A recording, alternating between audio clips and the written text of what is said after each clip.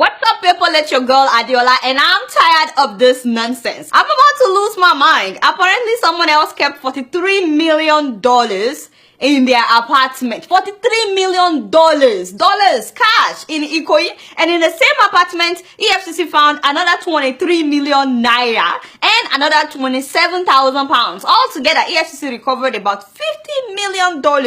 That is about 13 billion naira stashed in drawers, in bags. Hey, father! Hey. What I don't understand is the attitude of Nigerians. Nigerians are not upset with all these things. That someone is sitting on top of $50 million. In February, they found $9.8 million and another 74,000 pounds at the home of Andrew Yakubu. We talked about that. That is the former NNPC director. In March, they found 49 million naira abandoned at Kaduna Airport. Up to now, I don't know, maybe they don't have CCTV camera. They don't know who abandoned that money. On April 7th, they found another 448 million naira also abandoned. And on April 8th, they found 547,000 pounds plus another 21,000 euros and another 5.6 million naira, a total of 250 million naira. And now we're talking about $50 million. And on top of that, move closer in case you have not heard. Hey, for that! Can you guys believe that the Panama Papers revealed that our former president, Goodluck Jonathan, was allegedly involved in an illegal oil deal with Shell? Shell and the Italian oil company Eni acquired the field in 2011, paying $1.3 billion to the Nigerian government. According to documents filed by Italian prosecutors, nearly half was forwarded to the then president, Goodluck Jonathan. The unique thing with the Malibu scandal is the fact that it's touching a former head of state. Prosecutors in Italy, home country of Eni, say they have evidence linking him to the money. The emails reveal Shell execs talking about politicians on the take and an attempt to deliver significant revenue to GLJ. GLJ stands for Goodluck Jonathan, president of Nigeria at the time. Did you get that? 1.3 billion. He collected and pocketed the money. Now we're finding out the oil block is what? $500 billion. Only ya me asake. Only ya me asake. You know, a lot of us are waiting for Judgment Day. Father, don't be late, yo. Can I remind you what this money could do? I mean, I've done that several times on this show. I tried to open your eyes. My people make you not shine your eye well.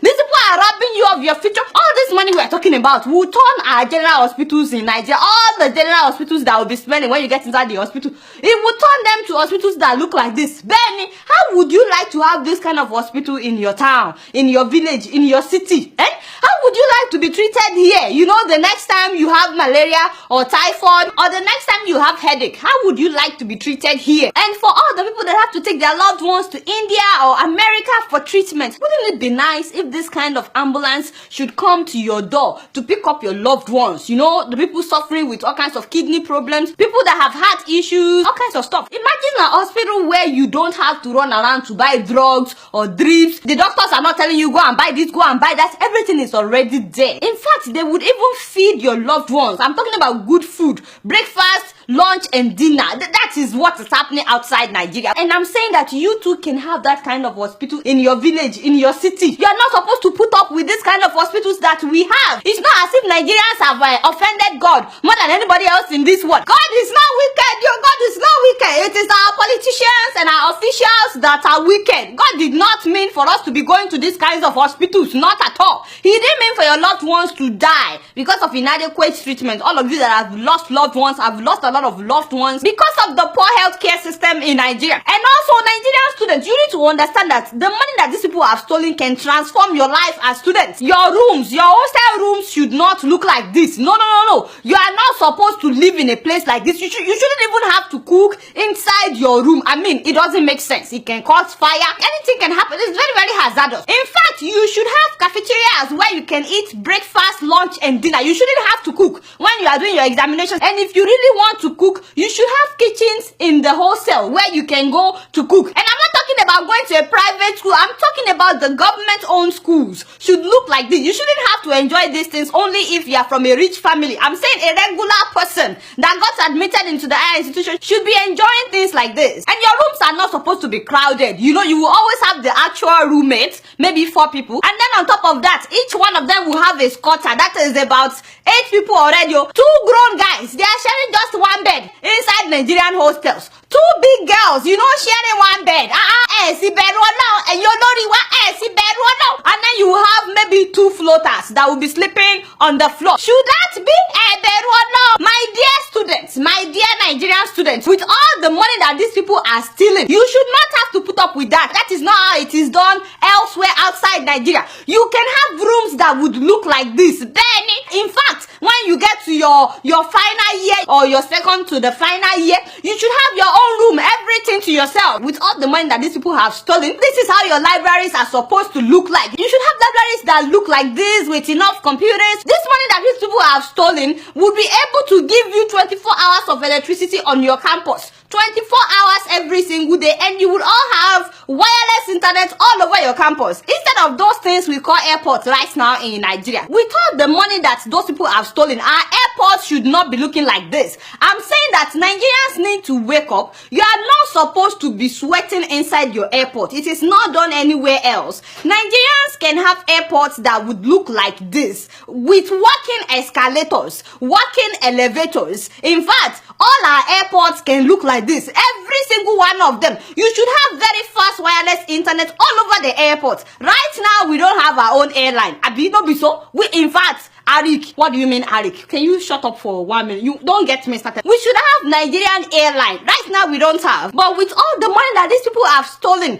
we can have the best airline in the world. All these people, they are robbing us. And they are robbing us of our future and of our children's future. They are robbing you of your destinies. And some people don't even know it. Our roads should not look like this. This is only because some people sit on the money that is meant to fix our roads. Imagine if all our roads look like this in Nigeria. I mean, you won't have to be fixing your car every day because of the potholes. You know those things. They can wear out your car very easily. You can actually plan your day and say, I'll get there by 4:15 because you know that the roads will be good. I'm saying that people need to realize that all the money that these people have stolen, including the ones that people are still stealing as I'm talking, because they are still stealing money even as I'm talking. That is why our hospitals are like this instead of them looking like this. That is why our tertiary institutions are looking like this instead of them to look like this. That is why our roads are looking like this instead of them to look like this. Are you not tired, Nigerians? Are you not tired of letting these politicians ruin our lives? I'm really upset. And by the way, all the things that we are saying, who is monitoring all these monies that are being recovered? I know that EFCC said that they are keeping them as evidence. Who is monitoring EFCC? No, for real, who is policing EFCC? What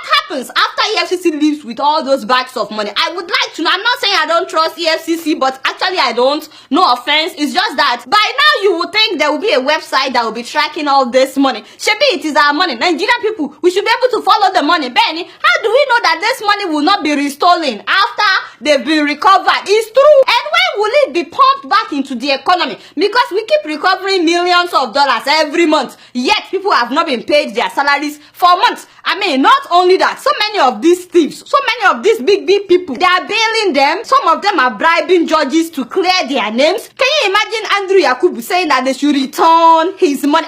And last week, Patience Jonathan was trying to withdraw some of the stolen $5.9 million. Where did she find $5.9 million? And now she's trying to withdraw the money. Apparently, they said they have cleared Madam's name. I'm like, hey, isn't that our money? Isn't that our money? Father, are you still coming? You know? Are you still coming? Because right now, I'm starting to get weary, you know? Shebi, you said hope deferred, weary is the heart. I'm very weary right now. Because all the thieves are getting away with our money. Benny, you guys not know anything. Oh, guess what? I'm just keeping it real.